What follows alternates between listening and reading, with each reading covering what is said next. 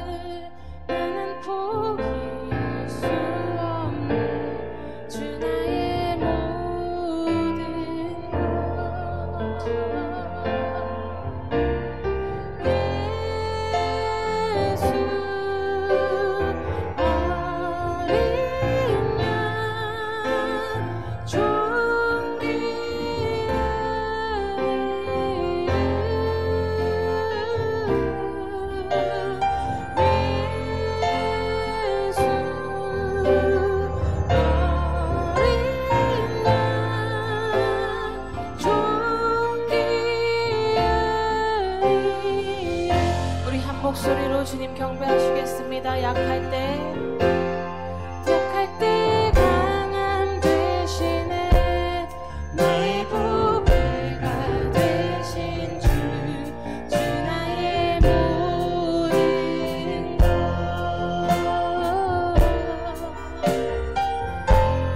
주 안에 있는 보물을 나는 포기할 수 없네. 주 나의 모든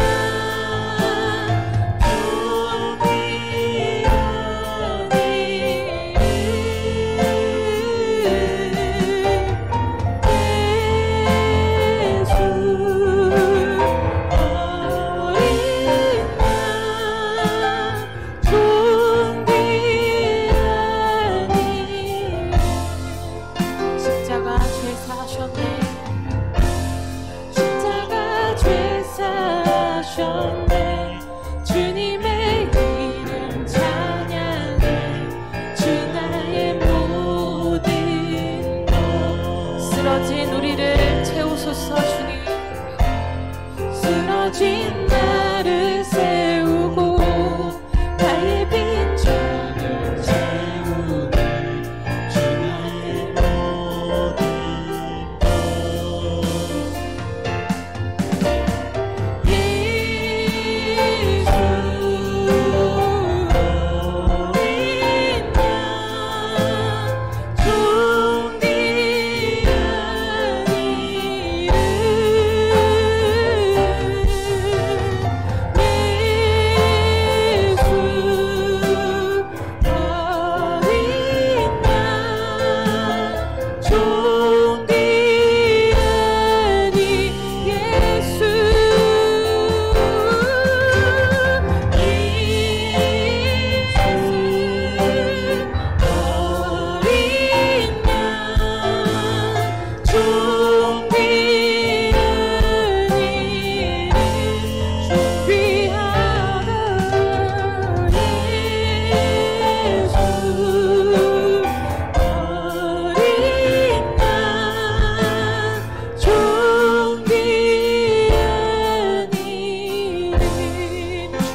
살 수 없네. 주 없이 살 수 없네. 죄인의 구주여. 아멘. 그 귀한 보배 피로 날 구속하소서.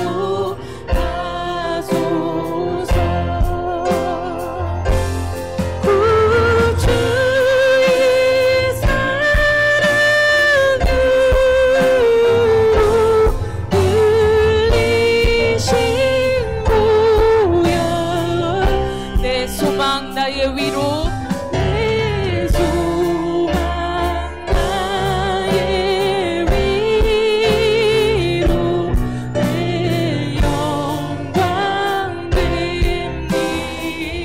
내 소망 나의 위로, 내 소망 나의 위로, 내 영광 됩니.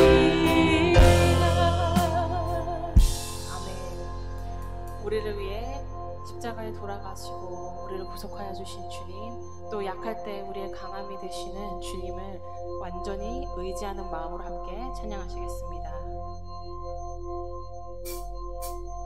주 없이 살 수 없네. 죄인의 구주여. 그 귀한 보배 피로 날 구속하소서. 구주의 사랑으로 흘리신 보혈이 내 소망 나의 위로, 내 영광 됩니다. 주 없이 살 수 없네. 나 혼자 못 살이. 힘없고 부족하니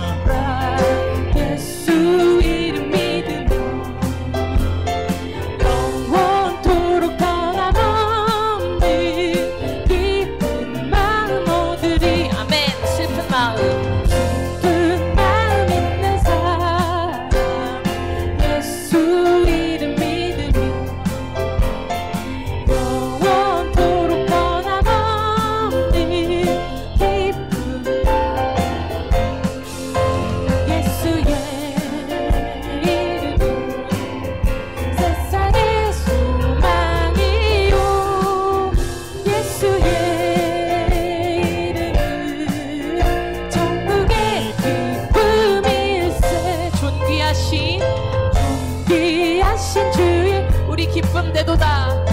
우리 기쁨 되도다. 아멘. 주의 품에 안길 때에 기쁨. 다시 고백하겠습니다. 존귀하신 주의 이름 우리 기쁨 되도다. 주의 품에 안길 때에 기뻐 찬송 부르리. 예수의 이름은 세상의 소망이요. 예수의 이름은 천국의 기쁨일세. 슬픈 마음 있는 슬픈 마음 있는 사람 예수 이름 믿으며 영원토록 변함없는 기쁜 마음 얻으리. 아멘. 존귀하신 존귀하신 주의 이름 우리 기쁨 되도다. 주의 품에 안길 때에 기뻐 찬송 부르리. 예수의 이름은 세상의 소망이요. 예수의 이름은 천국의 기쁨이. 우리 갈 길 다 간 후에 우리 갈 길 다 간 후에 보좌 앞에 나가 왕의 왕께 경배하며 우리 그날을 고대하면서 다시 찬양하겠습니다. 우리 갈 길 다 간 후에 보좌 앞에 나가 왕의 왕께 경배하며 영유관을 드리니. 예수의 이름 세상의 소망이요. 세상의 소망이요. 예수의 이름은 천국의 기쁨. 예수의 이름은 예수의 이름은 세상의 소망이요. 예수의 이름은 천국의 기쁨일세.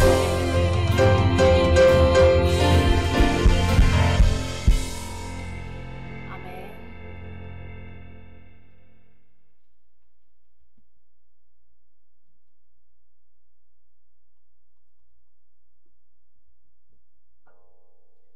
주님께서 우리의 노래가 되십니다. 우리의 찬양을 받아주시옵소서.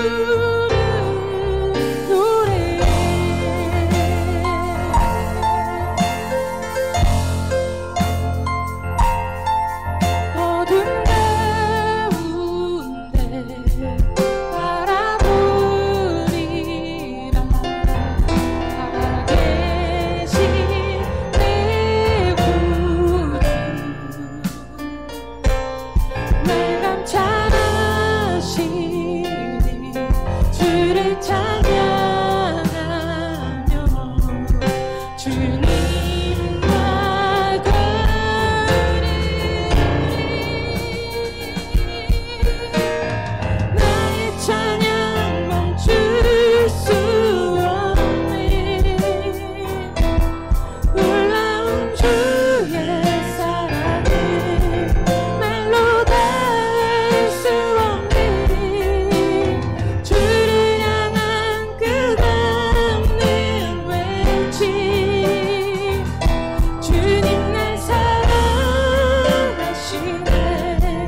내 마음 주를 노래해 어둠 가운데 바라보리라 어둠 가운데 바라보리 살아계신 내 구주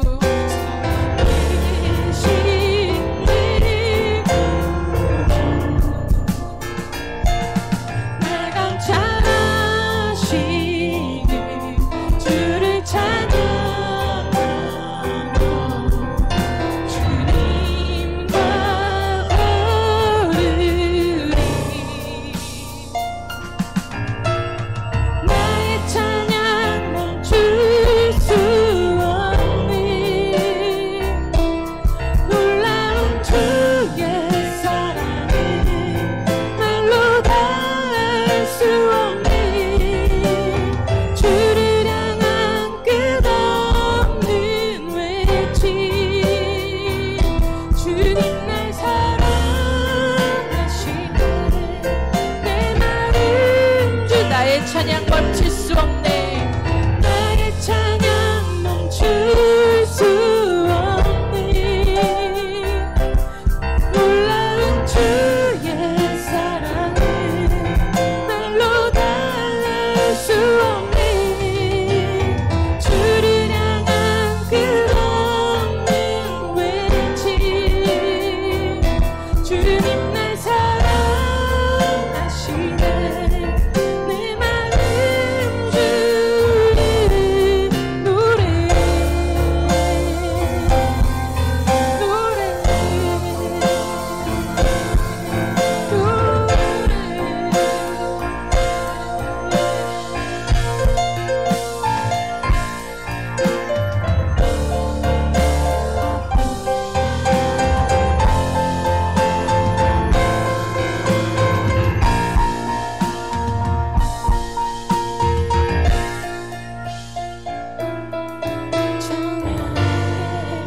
고난 가운데 나 승리의 찬양에 갈 길을 잃고 또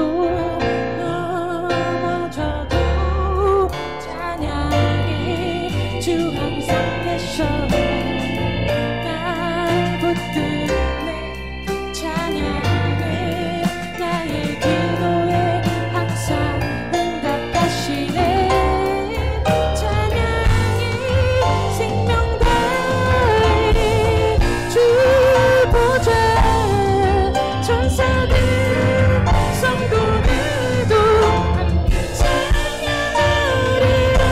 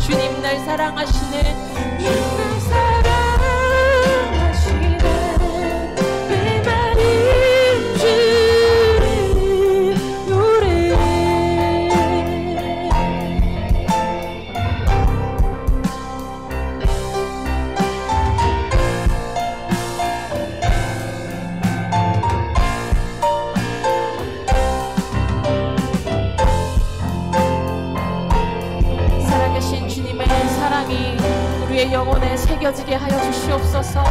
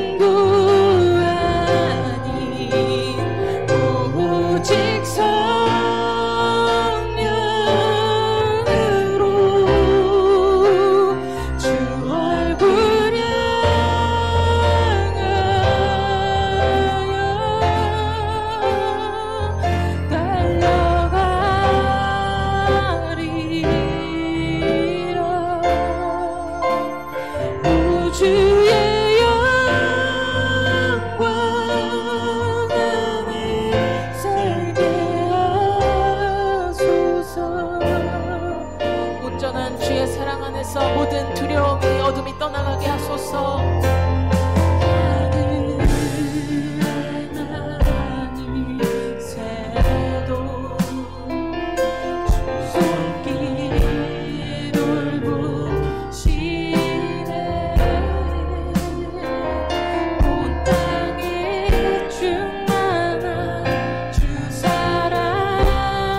내 마음을 덮으소서.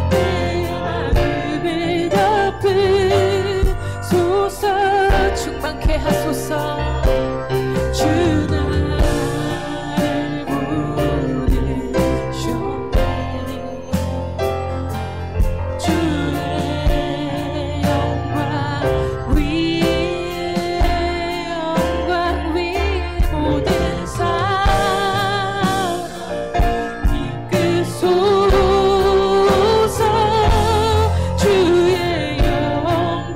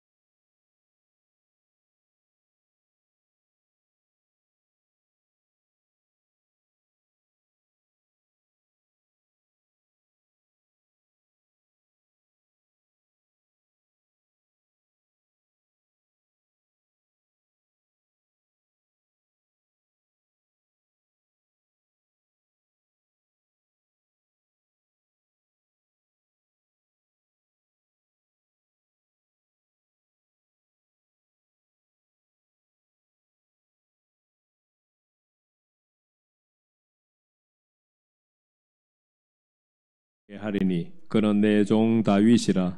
그가 그들을 먹이고 그들의 목자가 될지라. 나 여호와는 그들의 하나님이 되고 내 종 다윗은 그들 중에 왕이 되리라. 나 여호와의 말이니라. 30절 한 절 더 읽겠습니다. 그들이 내가 여호와 그들의 하나님이며 그들과 함께 있는 줄을 알고 그들 곧 이스라엘 족속이 내 백성인 줄 알리라. 주 여호와의 말씀이니라. 다음 주일에 대청소 있습니다. 다른 강고는 주보 참고하시기를 바랍니다. 기도하겠습니다.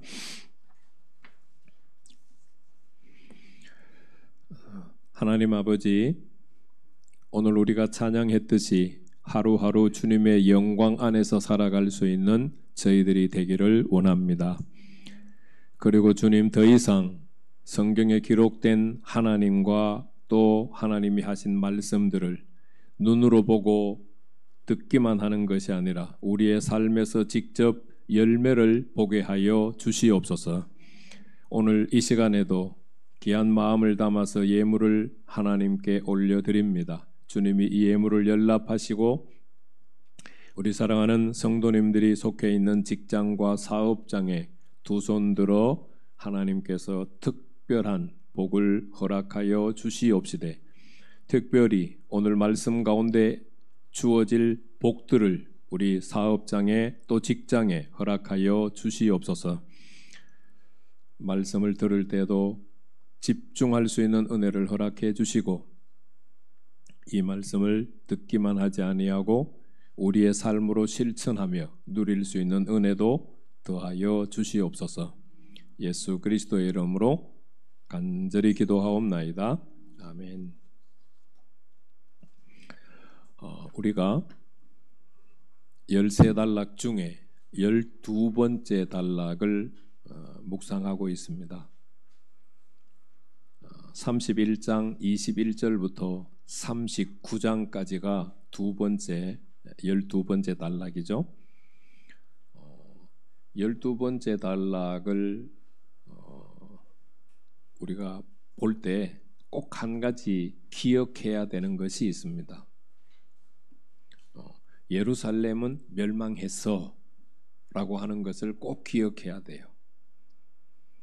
그러면 33장 21절 말씀부터는 하나님의 관심이 이제 어디로 갈까요? 예루살렘이 멸망을 했고 예루살렘에 살고 있던 하나님의 백성들은 다 포로로 잡혀갔어요.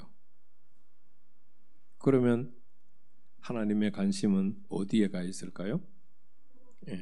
포로들에게 있어요. 하나님의 관심이 포로들에게 있다고 하는 말은 포로들이 뭘 깨달아야 되고 뭘 알아야 될까요?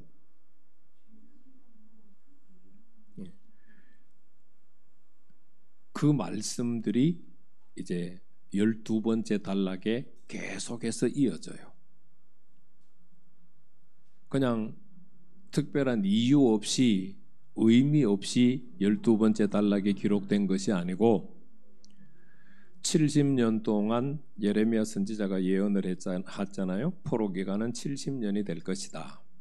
그 70년 동안 하나님은 무엇을 하시고 포로로 잡혀간 백성들은 뭘 해야 되는지가 12번째 단락부터 기록이 돼 나와요. 오늘은 그래서 지난 주일에는 12번째 단락 첫 번째 문단이었죠. 세 부류의 사람이 등장한 것 기억하시죠? 에스겔이 등장했고 예루살렘 땅에 남은 사람들이 등장했고 바벨론 포로로 잡혀간 사람들이 등장했어요. 그들을 향해서 하나님께서 각각 말씀을 주셨죠. 오늘은 예루살렘의 멸망하고 바벨론의 포로로 잡혀간 자들이 왜 그런 일을 겪게 되었는지로 말씀이 시작을 해요. 그래서 오늘 34장에 가장 많이 나오는 단어는 내 양, 내 양, 내 양이라는 단어예요. 내 양이라고 하는 단어는 하나님께서 31절 말씀에 가면 해설을 해놨어요. 내 양은 누구다? 내 양은 누구다? 사람이에요. 내 양은 사람인데 어떤 사람일까요? 하나님의 백성, 하나님의 자녀들이겠죠. 그렇지만 31절 이전까지는 하나님이 계속해서 내 양 수십 번 언급을 해요. 내 양들을 치는 사람을 가리켜서 하나님께서 목자들이다라고 설명을 했어요. 우리는 양을 치는 사람 그러면은 목자라고 생각하는데 실제로는 목자가 양을 치는 것이 아니고 목동이 양을 쳐요. 목동이라는 개념과 목자라는 개념은 달라요. 그런데 우리는 그것을 목자가 목동이고 목동이 목자라고 생각하고 있는 것이 어떻게 보면은 우리의 잘못된 생각들이에요. 히브리어에서 라아라고 하는 이 목자라고 하는 단어는 일반적으로 지도자라고 하는 뜻이에요. 이 단어는 성경에서 쓰기 시작한 단어가 아니에요. 이 단어는 어디에서부터 쓰여져 있느냐면은 함무라비 법전에도 사용이 되어져 있는 단어예요. 함무라비 법전은 성경보다도 몇백 년 앞에 기록된 문서잖아요. 거기에 이 라아라고 하는 단어는 왕을 지칭한다 그렇게 사용을 하고 있어요. 성경에서는 특별히 사람을 가리켜서 목자라고 했는데 유명한 사람들 생각해 보면은 누구에게 이 목자라고 하는 칭호가 붙어졌을 것 같아요? 모세에게 붙였고 다윗에게 붙였어요. 그러니까 목자는 누구를 이야기하겠어요? 정치 지도자들을 의미한다라고 생각하시면 맞아요. 정치 지도자들은 지금도 마찬가지지만 과거에도 그랬어요. 좋은 사람이 없어요. 거의 다 나쁜 사람들이에요. 저는 뉴스 기사들을 가끔씩 보면 속에서 그냥 울화가 치밀어요. 여당 야당 할 것 없이. 그래서 속에서 저런 인간들 그런 생각이 자꾸 치밀어 올라와요. 그래서 그들의 모습을 보면서 제 모습도 가끔씩 봐요. 자, 목자는 정치 지도자들을 말하는데 정치 지도자들은 크게 나누어서 두 종류가 있어요. 좋은 지도자, 악한 지도자. 그래서 1절에서 10절 말씀은 악한 지도자들에 대해서 이야기를 하고 있어요. 그 악한 지도자들을 한마디로 딱 표현을 하면 2절 말씀에 보면은 자기를 어떻게 하는 사람들? 자기만 먹는 이스라엘 목자들. 자기만 먹어요.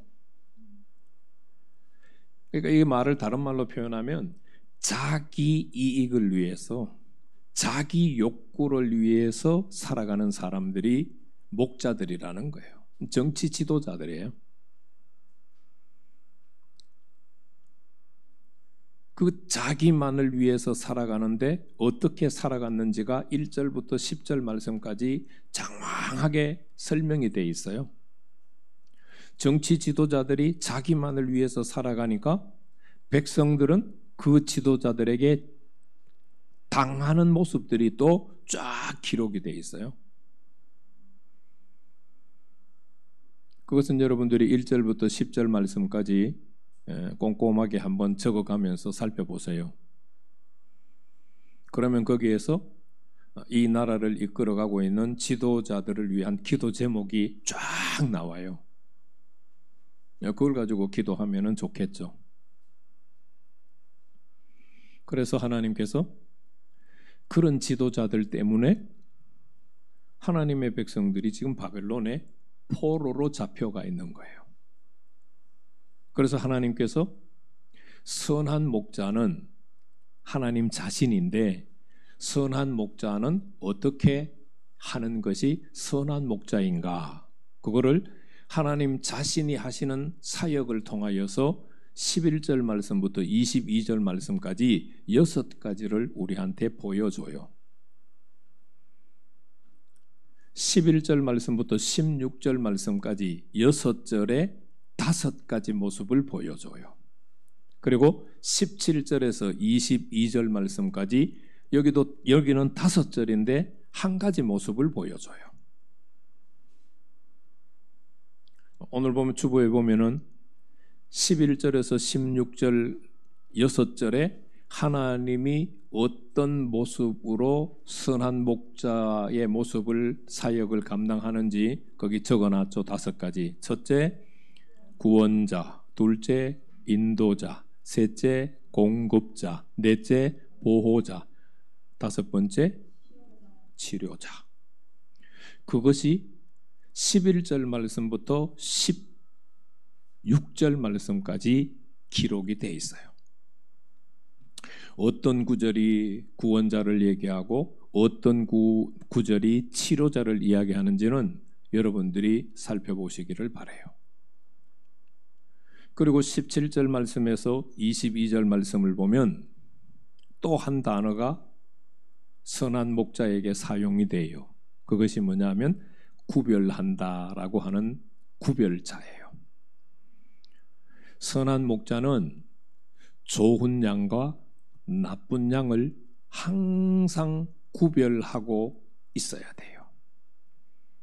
신약 성경으로 오면 교회 안에는 두 부류의 사람이 존재하죠.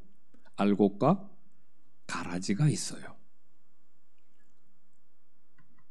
교회의 목회자는 알곡과 가라지를 항상 분별하고 있어야 돼요.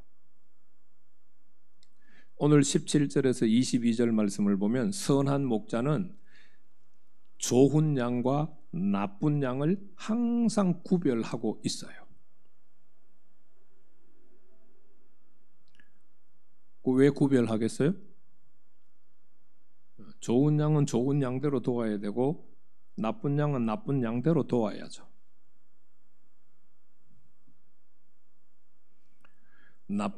좋은 양, 나쁜 양은 항상 좋은 양을 못 살게 굴어요.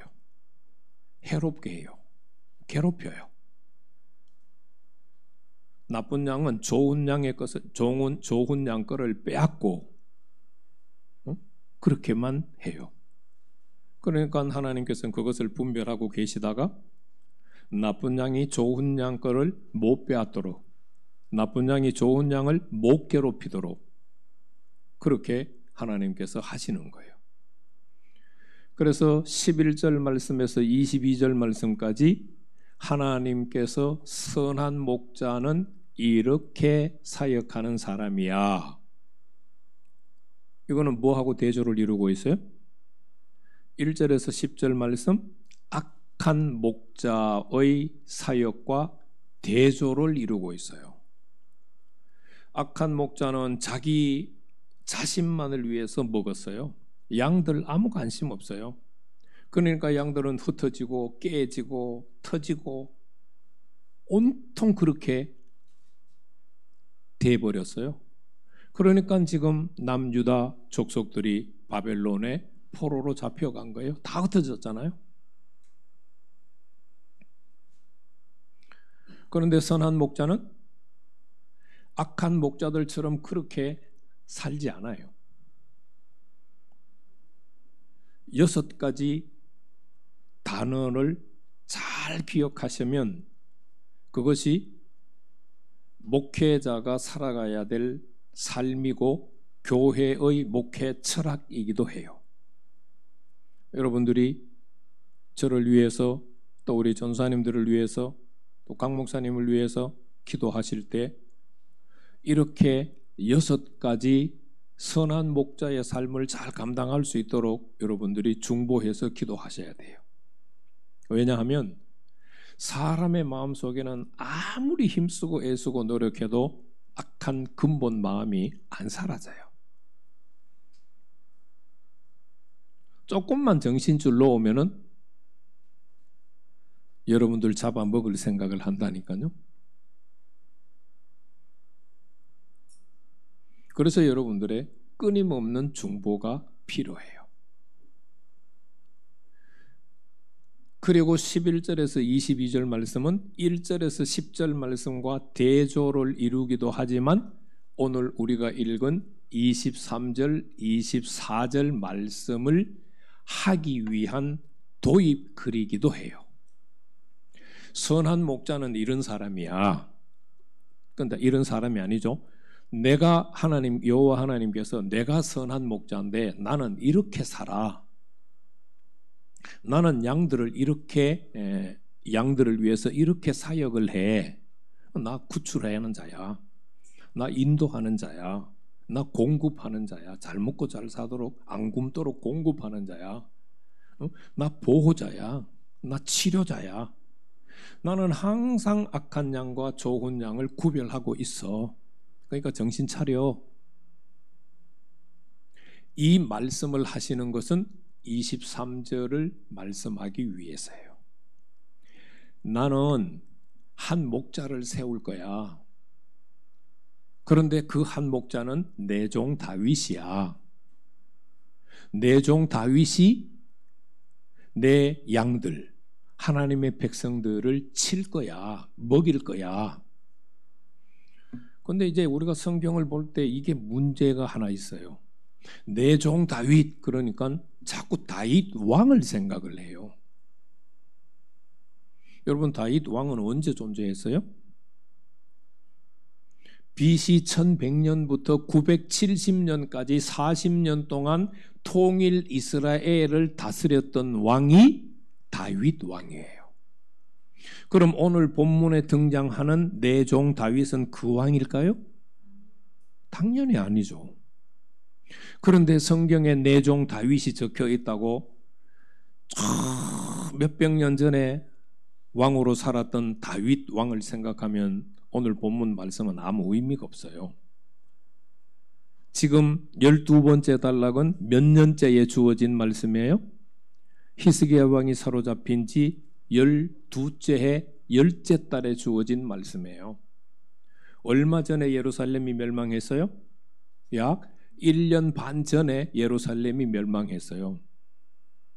지금은 BC 585년 10월 달이에요. 그러니까 다윗 왕은 BC 1100년에서 970년까지 통일 이스라엘을 다스렸던 왕이고 지금은 그것보다도 대략 400년 후인 585년에 하나님이 하시는 말씀이에요. 그러니까 내 종 다윗은 혈통이 아니죠. 내 종 다윗은 왕통을 의미하든지 아니면 다윗의 가문을 의미하든지 그렇겠죠. 그렇다면 이 내 종 다윗은 지금 585년의 상황에서는 누구를 가리킬 것 같아요?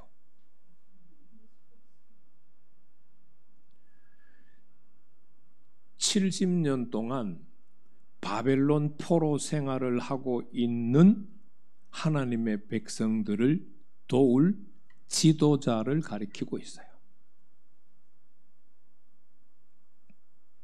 가장 근거리로 해석을 하면은 그래요.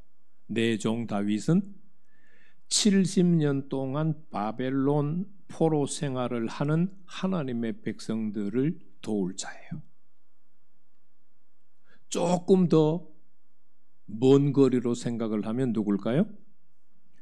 그 바벨론 포로에서 돌아올 때에 이스라엘 백성들을 이끌고 올 지도자, 그리고 예루살렘 땅에 와서 그들이 잘 정착할 수 있도록 도울 지도자, 그 사람이 내 종 다윗이에요. 여러분 지금 잘 생각하셔야 돼요. 제가 오늘 설교를 시작하면서 한 말씀을 잊어버리시면 안 돼요. 지금은 어떤 상태에서 주어진 말씀이다? 예루살렘이 멸망한 상태에서 주어진 말씀이에요.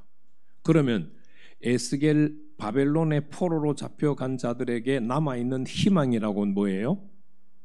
70년을 채우고 다시 예루살렘 땅으로 돌아오는 거예요. 우리는 너무 예언해서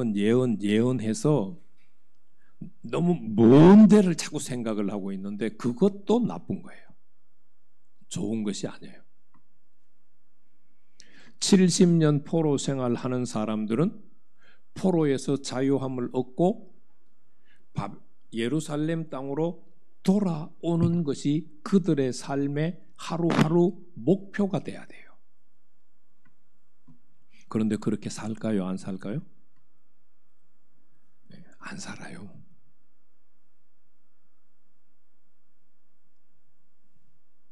그런데 오늘 말씀을 기억하면 그렇게 안 살 수가 없어요. 그런데 오늘 말씀을 기억 못하기 때문에 그렇게 사는 거예요. 70년 동안 바벨론 포로 생활을 하면서 오늘 에스겔서 34장 23절부터 30절 말씀까지를 기억 못하고 살았기 때문에 무슨 말씀이 기록이 되어 있느냐? 이사야서 40장부터 66장 말씀이 기록이 되어 있어요.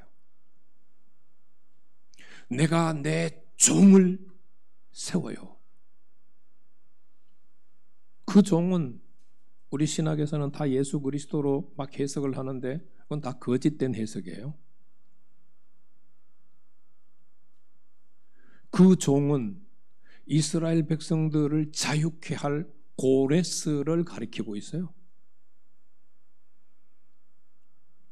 우리는 일본에 36년밖에 식민지 생활 안 했잖아요. 그런데 바벨론에 70년 포로 생활을 하면서 오늘 본문을 생각하면 그들이 거기에 정착할 생각을 안 해요. 안 하겠죠. 그런데 바벨론 포로에 70년 동안 바벨론 포로 생활을 하면서 다들 잘 먹고 잘 사는 상황이 돼 버렸어요. 그러면은 예루살렘으로 돌아가려고 할까요? 안 돌아가려고 할까요? 안 돌아가려고 하죠. 그 안 돌아가려고 하는 백성들을 설득하는 것이 이사야 40장부터 66장까지예요.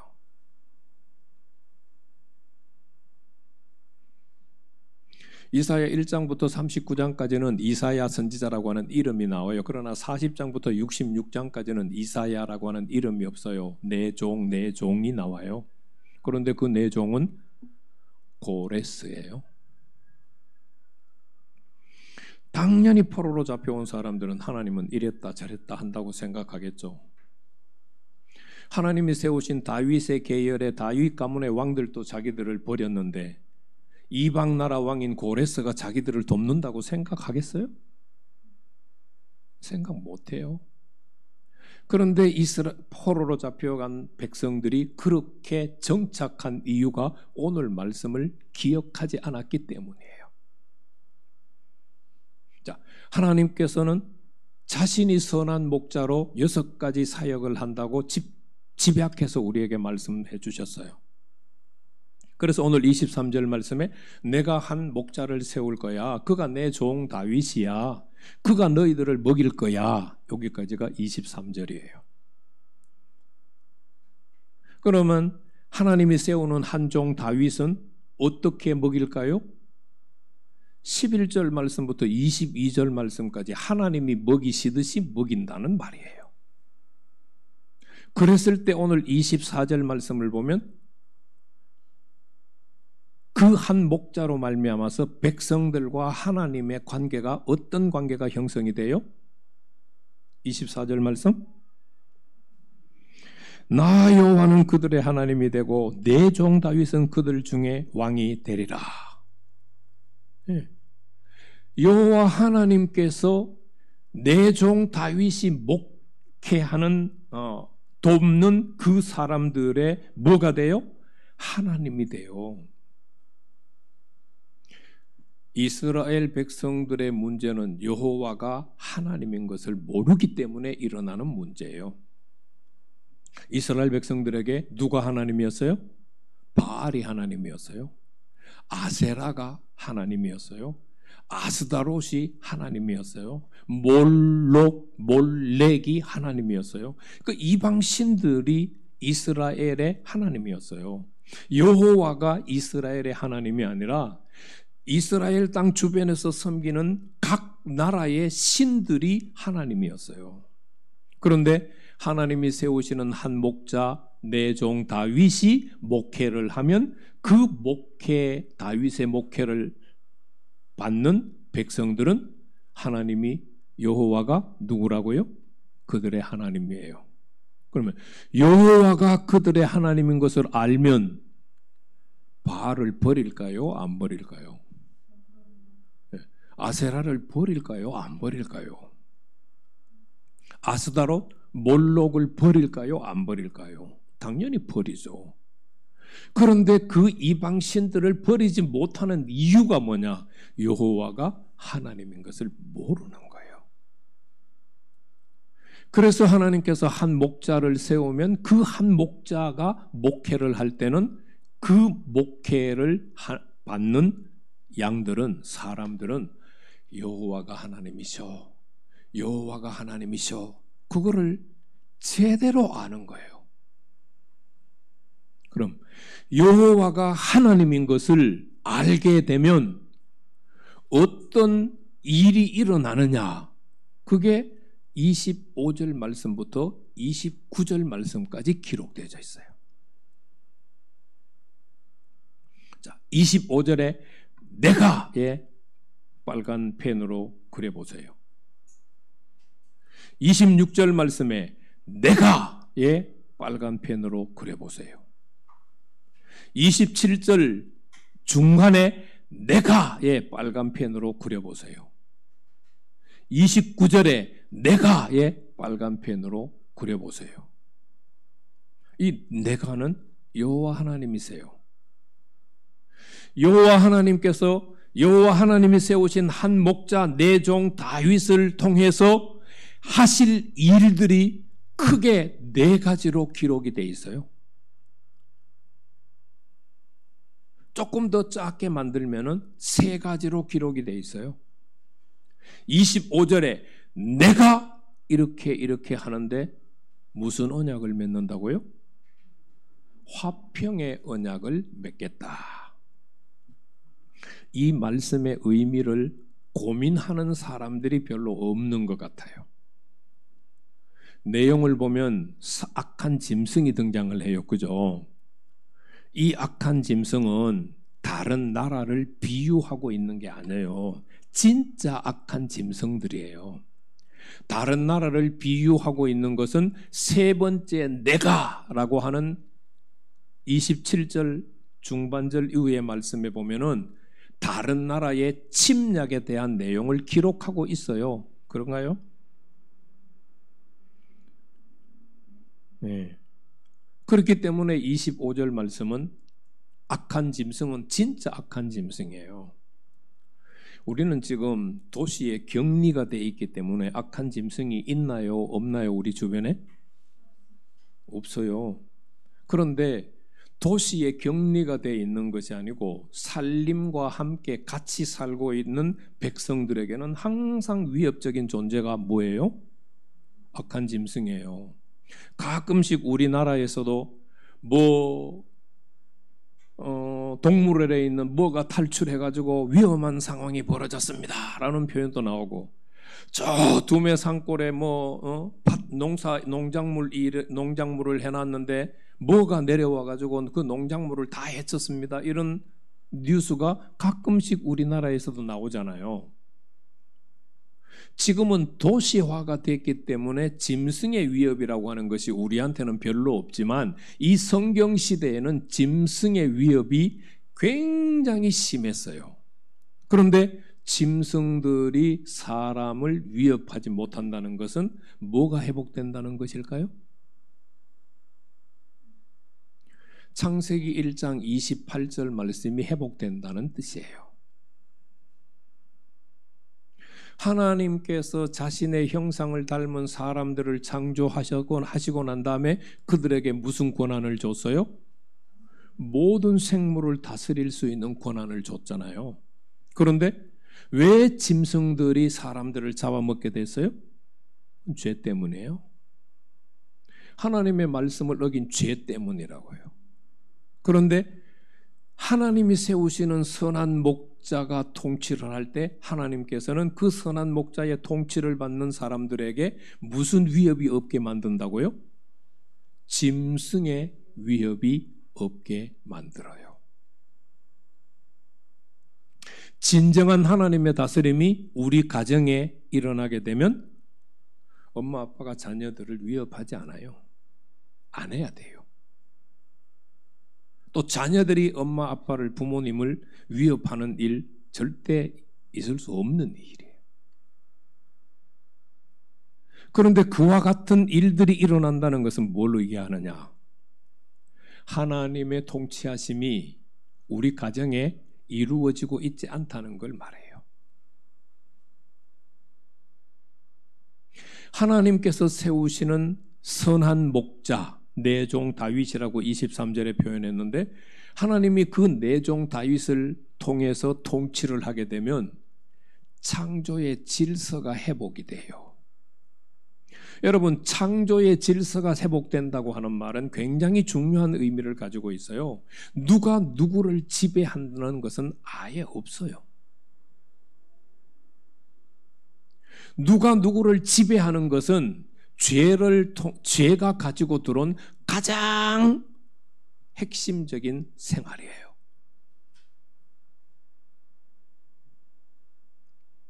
두 번째, 내가 26절 말씀에 기록되어 있어요.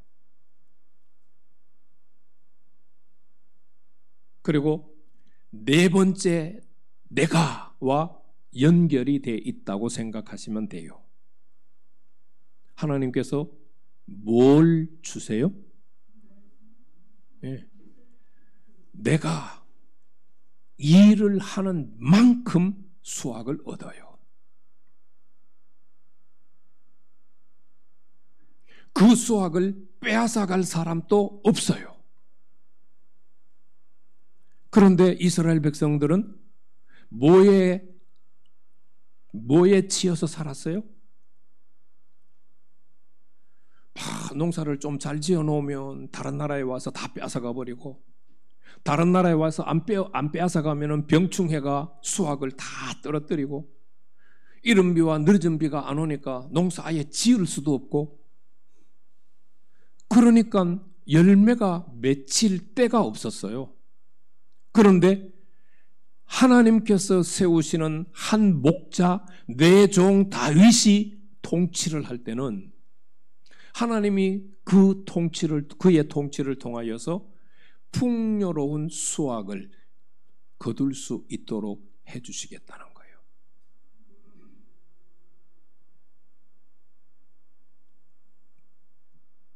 오늘날도요, 일을 하면 일을 하는 것 이상으로 하나님이 공급해 주시는 성도들이 있어요. 그런데 해도 시간만 버리고 몸만 때우고 상하지 수확이 별로 없는 성도들도 있어요. 오늘 말씀을 잘 기억하셔야 돼요. 뭐가 먼저인지, 일하는 게 먼저인지, 하나님과의 관계가 먼저인지. 그리고 세 번째는 뭐예요? 27절에 내가의 기록이 되어 나와요. 주변 나라들의 공격이 없어져요. 어제 일주일 동안 북한의 김정은이 미사일 수발을 쏠고 포탄 600발을 쐈대요. 그래서 연평도에 사는 주민들은 벌벌 떨었다고 기사에 적혀 있더라고요.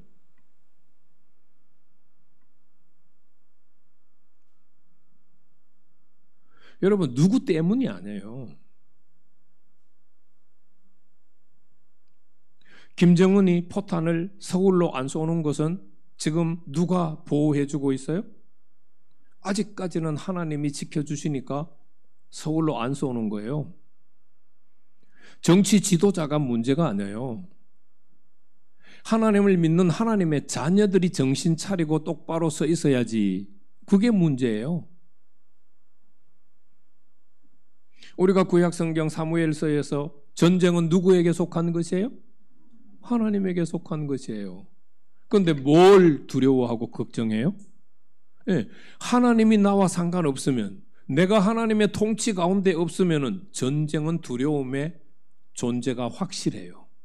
그러나 내가 하나님과 관계를 맺고 있고 하나님의 통치를 확신하면 전쟁은 우리의 두려움의 대상이 될 수 없어요.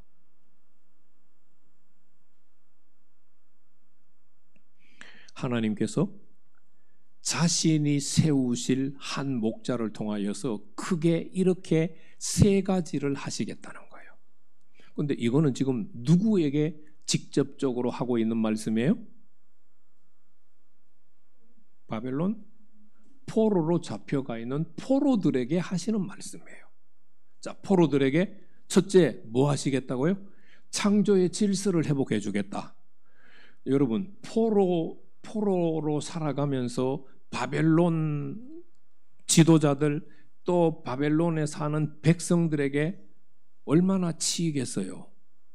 얼마나 괴롭힘 당하겠어요? 그런데 하나님께서 그런 거 하나도 없게 해주시겠다는 게 지금 약속이잖아요. 그 포로지에서도 그들에게 뭘 주시겠다고요? 풍성한 수확을 주시겠다는 거예요. 물론 반드시 지금 예루살렘 땅에 돌아와서 그렇게 하시겠다는 게 아니에요. 포로지에서도 풍성한 수확을 얻게 해주고 포로지에서도 다른 나라의 공격을 받지 않게 해주시겠다는 것이 하나님의 지금 약속이에요. 이 약속을 믿으면 포로지에서 요즘은 10억 그러면 돈이 아니죠. 포로지에서 100억을 벌었어요. 그러면 70년 포로 생활이 끝났을 때 그 100억을 놔두고 돌아올 수 있을까? 100억을 현금으로 가지고 있으면 가지고만 되죠. 그런데 건물 사놨어요. 안 팔려. 그러면 어떻게 해요? 돌아와야 되나요? 남아야 되나요?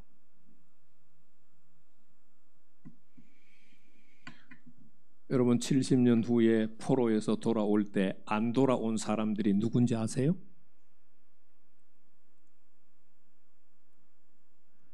그걸 알려면 에스라서를 여러분들이 좀 읽어야 돼요.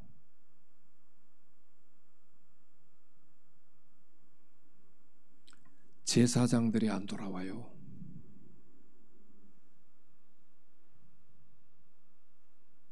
제사장들이 왜 안 돌아왔을까요? 거기서 결혼해가지고 자식들 잘 낳고 있고 거기서 많은 땅, 많은 건물 사가지고 잘 살고 있으니까 안 돌아오는 거예요.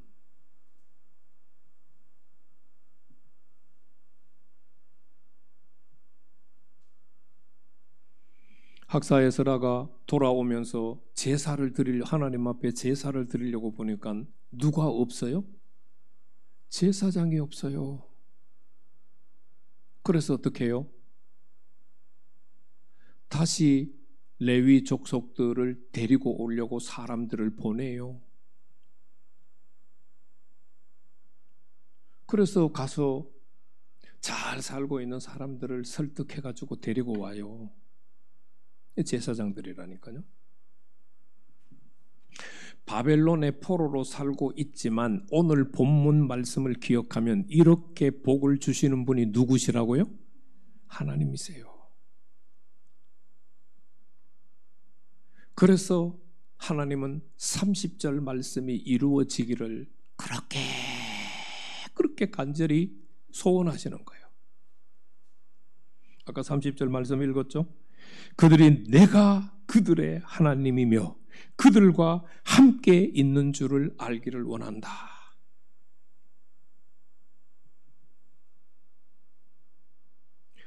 여호와 하나님이 나의 하나님이시고 여호와 하나님이 나와 함께 하시는 걸 알면 걱정 근심할 거 있어요? 없어요? 있겠어요? 없겠어요? 뭐 불평 불만할 거 있겠어요? 없겠어요? 근데 우리 잘하잖아요. 왜 잘해요? 여호와가 나의 하나님이시고 여호와 하나님이 나와 함께 하신다는 확신이 없으니까 그런 일들이 일어나는 거예요. 여호와가 하나님이시고 여호와 하나님이 나와 함께 하시는데 무슨 걱정 근심이, 무슨 불평 불만이 내게 일어날 일이 없어요. 그런데 그 일들이 내게 일어난다는 것은 여호와 하나님이 나의 하나님이 아니고 여호와 하나님이 나와 함께 하지 않는다는 거예요. 여호와 하나님이 우리 가정의 하나님이셔야 돼요. 여호와 하나님이 우리 가정과 함께하는 역사가 있어야 돼요. 여호와 하나님이 우리 교회의 하나님이셔야 되고 여호와 하나님이 우리 교회와 함께하는 역사가 있어야 돼요. 여호와 하나님이 대한민국이라고 하는 나라와 함께 하시는 하나님이시고 함께 하시는 하나님이셔야 돼요. 그럴 때 하나님의 뜻 가운데서 일어나요. 오늘 오후에 히브리서 10장을 공부할까 하다가 아니다. 지난주일에 했던 것처럼 지난주일에 작년 공부 때 말했던 것처럼 다른 것을 좀 해야 되겠다. 오늘 아침에 이제 그렇게 최종 결정을 했는데 다음 주일에 히브리서 10장을 공부할 때 여러분들이 작년들은 보게 되겠지만요. 예수님은 이 땅에 오셔서 어떻게 일하셨어요? 히브리서 10장에 계속 반복되는 표현이 나와요. 하나님의 뜻대로, 하나님의 뜻을 따라. 예수님은 이 땅에 오셔서 하나님 아버지의 뜻을 아시고 하나님 아버지의 뜻을 따라서 일을 하세요. 사역을 하셨어요.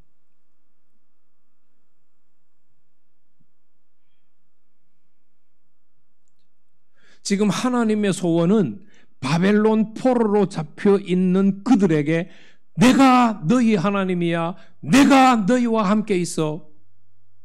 그런데 그 친구들이 그걸 믿을 수 있겠어요?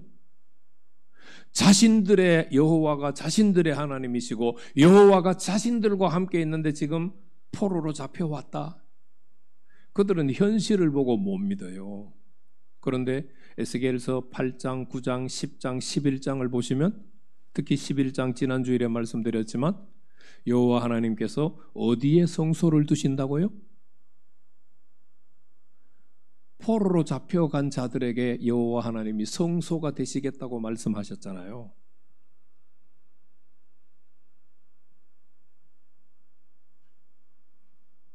우리는 상황을 보고 하나님을 못 보는 경우가 너무너무 많아요. 상황은 중요하지 않아요. 여호와 하나님이 나의 하나님이 아니시고 여호와 하나님이 나와 함께 하지 않는 것이 문제가 되지 상황은 아무 문제가 안 돼요. 여호와 하나님이 나의 하나님이시고 여호와 하나님이 나와 함께 하시면 어떤 상황도 그 하나님 앞에서는 아무 문제도 일으킬 수 없어요. 아무 해도 저와 여러분들에게 줄 수가 없어요. 우리가 순간순간 영적인 공격을 받고 하는 것도 마찬가지예요. 하나님이 나를 보호하시면 그 일들이 안 일어나겠죠. 그런데 내 영적인 힘이 우리 선조들보다 약하니까 자꾸 공격을 받고 그렇죠. 그래서 오늘 30절 말씀은 굉장히 중요해요. 이건 하나님의 소원이에요. 하나님께서 한 목자를 세워서 자기 백성들을 통치를 하고 통치할 때 어떤 목적이 이루어지기를 원하느냐? 바로 30절의 목적이 이루어지기를 원하시는 거예요. 내가 여호와 그들의 하나님이고 그들과 함께 있는 줄을 알고 그들은 스스로 뭘 알아요? 나 하나님의 자녀야. 오늘 본문에서는 하나님의 백성이다라고 표현이 되어 있어요.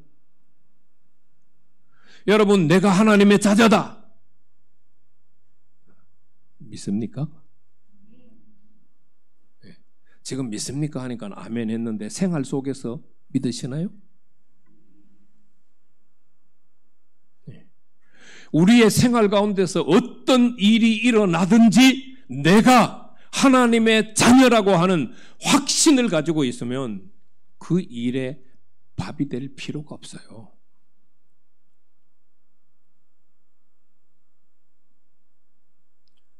두려워할 이유가 없다니까요. 어떤 일들이 내 앞에 일어났을 때 내가 하나님의 자녀라고 하는 확신이 없기 때문에 그 믿음을 지금 못 붙잡고 있기 때문에 두려움이, 불안이 우리를 침략해 들어오는 거예요. 오늘 34장 1절에서 10절 악한 목자들 때문에 하나님의 백성들이 다 포로로 잡혀갔어요. 다 흩어졌어요. 하나님은 그 포로로 잡혀간 자들을 다시 다 끌어모아서 돌아올 거예요. 누구를 통하여서? 하나님이 세우시는 한 목자, 내 종 다윗을 통하여 돌아올 거예요. 그런데 이 말씀은 이제 저 먼 예수님을 내다보기도 해요. 여러분, 오늘 이 말씀을 마치면서 여호와가 하나님이시고 여호와 하나님이 나와 함께 하신다는 것을 매 순간 기억하시기를 바라요. 그리고 내가 하나님의 자녀라고 하는 사실을 확실하게 믿으시기를 바라요. 그러면 나와 함께 하시는 여호와 하나님이 나의 공급 구원자가 되시고 나의 인도자가 되시고 나의 공급자가 되시고 나의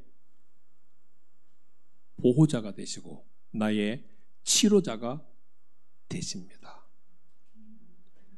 이거를 지식으로만 알고 있지 말고 우리의 삶의 실제가 되는 역사가 있도록 저와 여러분들이 믿음으로 살아갈 수 있기를 축복합니다. 기도하겠습니다. 이제는 예수 그리스도의 은혜와 하나님의 사랑하심과 성령의 교통하심이